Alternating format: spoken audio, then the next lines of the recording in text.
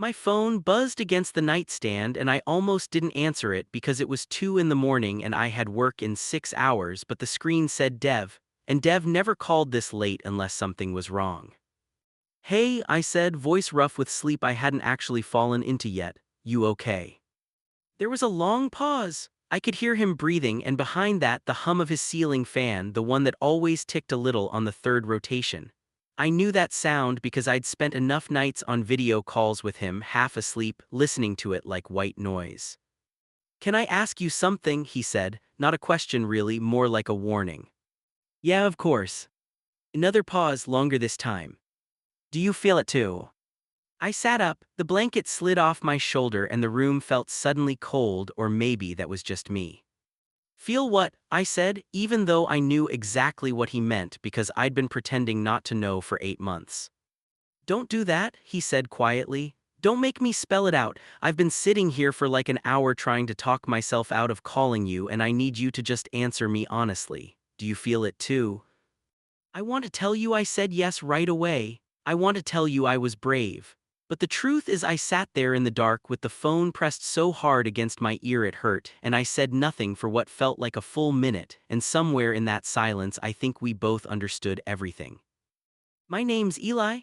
I was 26 that year, living in a one-bedroom apartment above a laundromat that always smelled like fabric softener no matter what season it was. Dev and I met at a parking space, of all places, one of those shared desk situations where you pay too much money to sit next to strangers typing on laptops.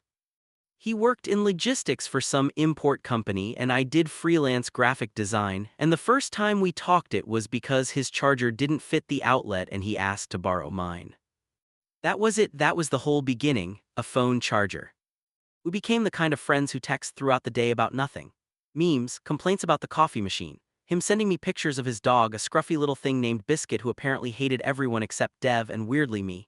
We started getting lunch on Fridays, then it became Wednesday too, then it just became whenever, no schedule, just two guys who liked being around each other and didn't examine it too closely.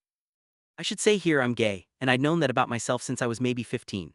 I wasn't hiding it, not really, though I also wasn't the type to bring it up unprompted.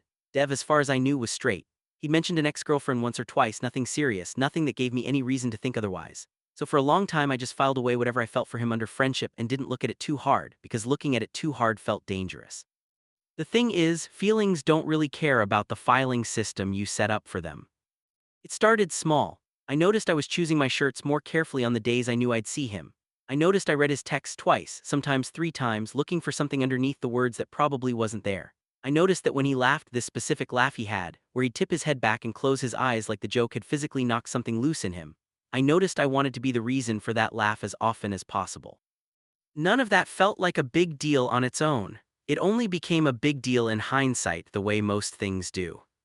The night that changed something happened about 2 months before that 2 a.m. phone call. We'd gone to this dive bar near his apartment, the kind of place with sticky floors and a jukebox that only half worked, and we'd had a few drinks, and somewhere around midnight the conversation slid into something more honest than usual. "Can I tell you something weird?" Dev said, turning his glass in slow circles on the bar top. "Always. Sometimes I think I overshare with you more than I've ever overshared with anyone, like more than my own brother." He laughed, but it wasn't his real laugh, it was smaller. "Is that weird?" "No," I said, "I like it, I like that you tell me stuff." He looked at me then, and there was something in his face I didn't have a name for yet, something that looked almost like he was trying to solve a math problem using only my expression as the calculator. "Yeah," he said finally quietly, "me too." We didn't say anything else about it. We finished our drinks and he walked me to my car and gave me one of those hugs that lasts about 2 seconds too long, the kind where neither person wants to be the first to pull back. And then he said goodnight and I drove home with my hands slightly unsteady on the wheel, telling myself it didn't mean anything. I want to be honest with you about what came after because it wasn't clean. It wasn't a straight line from that hug to some big declaration. It was messier than that. There were weeks where he'd text me good morning every single day and weeks where he'd go quiet for 3 or 4 days with no explanation, and I'd spiral wondering if I'd imagined the whole thing, if I was just a lonely gay guy projecting a fantasy onto a straight friend who was simply affectionate by nature. There was a Tuesday, I remember it was a Tuesday because I had a client deadline I completely blew off, when he showed up at my apartment unannounced, holding a six-pack and looking like he hadn't slept. I broke up with Marisol, he said, before I even had the door fully open. I didn't know he was seeing anyone. That stung more than I expected, honestly, the fact that there'd been a whole relationship happening that I hadn't even known about. Oh, I said, I'm sorry man, you want to come in. He came in, sat on my couch and didn't say much for a while. Biscuit wasn't with him, he'd left the dog at his sister's for the weekend, and without the dog there to fuss over, Dev just sat there with his hands wrapped around a beer he wasn't drinking, staring at nothing. She said I was distracted, he said eventually. She said it felt like I was always thinking about something else, someone else maybe, I don't know, she wouldn't really explain what she meant. I didn't say anything. I felt like if I opened my mouth, something true might fall out, something I wasn't ready to say and definitely wasn't ready to hear him respond to. Was she right? I asked instead, carefully, like I was diffusing something. He looked at me for a long time, long enough that it stopped being a normal amount of eye contact and became something else, something that made my chest feel tight. I don't know, he said, maybe. That was it, that was all he gave me that night. He finished one beer, left the rest of the six-pack in my fridge, which, in retrospect, felt like a small excuse to come back, and went home around midnight.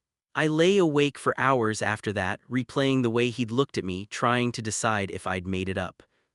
Here's the thing about being in love with someone you're not sure loves you back, and I use that word now, love, because that's what it was, even if I couldn't say it out loud back then. The thing about it is that it turns you into a detective in your own life. You start collecting evidence, a lingering hand on your shoulder, a joke that seemed to have a second meaning, the way he remembered your coffee order without you ever telling him twice. You build a case and then you cross-examine yourself at 3 a.m. and the verdict changes depending on how tired or hopeful you are that day. I never told anyone about this except my friend Priya, who worked freelance too and met me for coffee most weeks. She'd known me since college, back when I first came out, and she was the only person who got the full, unfiltered version of what was happening. You need to tell him, she said one afternoon, stirring sugar into her coffee with more force than necessary. This has been going on for months, Eli, you're going to lose your mind. He's not gay, I said, or bi or anything as far as I know. As far as you know, she repeated, raising an eyebrow. Eli, he shows up at your apartment with beer after a breakup and talks about being distracted by someone else while staring at you like you're the last slice of pizza. I'm not a genius, but come on. You're reading into it. Am I, or are you underreading it because you're scared? I didn't have an answer for that. I still don't know if I would have had one, even months later. Fear does strange things to how carefully you're willing to see the truth. Things kept going like that, this slow orbit, neither of us quite landing anywhere for a while longer. We had a trip planned, a weekend up at a cabin that belonged to his cousin, something we'd scheduled back before any of this tension existed, back when it was just going to be two friends getting away from the city for a few days. By the time the trip actually happened, everything between us had changed, even though neither of us had said a single word about it. The cabin was small, one bedroom with a pull-out couch, a fireplace that took forever to get going, and a view of a lake that turned silver in the evening light. We got there on a Friday afternoon, and by that night we'd fallen into an easy rhythm, cooking dinner together, arguing about music, sitting by the fire with mugs of instant hot chocolate because that's all the cabin had. I used to come here as a kid, Dev said, staring into the fire. My cousin's dad would let all of us pile in during summer. I have this memory of being like 8 years old and thinking this was the most magical place on earth. Does it still feel magical? He glanced at me, firelight moving across his face. Different kinds of magic now, he said. I felt my heart do something complicated in my chest. I looked away first this time. We stayed up late that night, later than we needed to, both of us clearly avoiding the moment where we'd have to figure out the sleeping arrangement. Eventually, I said I'd take the pull-out couch, and he said that was ridiculous. The bed was big enough for two people who weren't strangers, and I laughed like it was a joke even though neither of us was laughing when we said it. We ended up both in bed, nothing happened. I want to be clear about that because I think people expect a moment like that to explode into something, and it didn't. We just lay there in the dark, a careful few inches between us, both of us awake, both of us pretending to be asleep, both of us aware of the other one's breathing in a way that felt almost unbearably loud. At some point, I don't know how much time had passed, he spoke into the dark. Eli. Yeah. Are you awake? Yeah. Another silence. I could feel the mattress shift slightly as he turned toward me. Never mind, he said, it's stupid. Say it. I don't want to mess anything up. Dev, say it. He didn't say it. He just reached over in the dark and found my hand and held it, just that. No declaration, no kiss, no cinematic music swelling in the background, just his hand around mine, warm and a little unsteady, like he wasn't totally sure he was allowed to do it. I didn't pull away. I laced my fingers through his and we lay there like that until we both actually fell asleep, and in the morning neither of us said anything about it, like if we didn't talk about it, it hadn't happened, or it had happened in some safe unspoken category where nothing needed defining yet. We drove home Sunday evening mostly in silence, the kind where you don't need to fill every gap with words. He dropped me off at my apartment and before I got out of the car he grabbed my wrist. This weekend, he said, it meant something, right? Tell me I'm not making that up. You're not making it up, I said. He nodded slowly like he needed to hear it more than once to believe it, and then he let go of my wrist and I got out of the car and he drove off, and I stood on the sidewalk for a solid minute just trying to remember how to breathe normally. You'd think after that weekend things would have moved quickly. They didn't. If anything, Dev got quieter over the next couple weeks. He still texted, still showed up for our usual lunches, but there was a kind of careful distance to him, like he was standing at the edge of something and couldn't decide whether to jump. I found out later, much later, that during those weeks he was dealing with his own mess. His parents were old school in a way he'd never fully explained to me, the kind of family where certain conversations just didn't happen, where the assumption of who he was supposed to become had been laid out for him since childhood without much room for deviation. He told me once quietly that he'd known something about himself for a long time and had just never let it be real, because letting it be real meant letting it cost him something. I didn't know any of that yet on the night he called me at 2 a.m. All I knew was that my phone was ringing and his name was on the screen and something in his voice sounded like it had been cracked open. Do you feel it too? I told you I didn't answer right away. Here's what actually happened in that silence. I thought about every excuse I could give him. I thought about saying I don't know what you mean. I thought about laughing it off, turning it into a joke, protecting both of us from whatever came next. I thought about the 8 months of collected evidence, the hand-holding in the dark cabin, the way he looked at me like a math problem, the way Priya had rolled her eyes at my denial for months. I thought about how tired I was of being careful. Yeah, I said finally, my voice came out smaller than I meant it to. Yeah. I feel it too, I've felt it for months, Dev, I just didn't think you. I've felt it since the parking space, he said, cutting me off, and there was something raw and fast in his voice now, like once he started he couldn't stop. Since the stupid charter thing. I told myself it was just a good friendship because that was easier than figuring out what it actually was. And then Marisol said that thing about me being distracted and I went home and I just sat there and I thought, she's right, I am distracted, I've been distracted for a year and it's you, it's been you. I didn't say anything, I don't think I could have if I tried. I'm sorry it took me this long, he said, quieter now.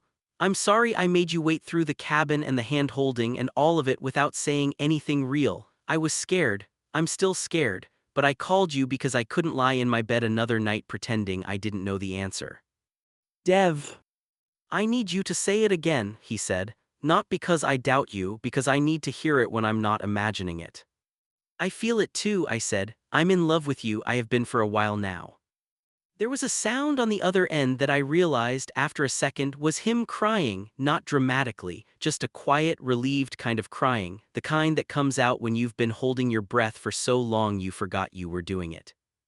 Can I come over, he said, right now, I know it's insane, I don't care. Yeah, I said, come over.